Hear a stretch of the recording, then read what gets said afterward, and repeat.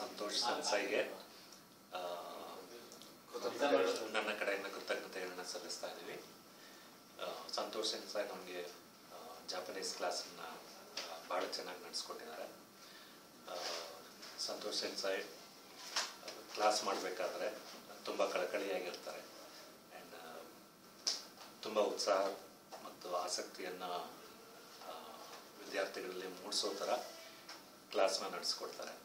So ಮುಂದಿನ ಅಧ್ಯಾಯ ಸ್ಟೂಡೆಂಟ್ಸ್ಗಳಿಂದ start ಆಗಬೇಕು.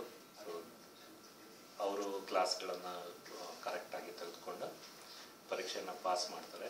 ಸೊ ಅದೇ ಒಂದು ಪಡೆಯುತ್ತೆ.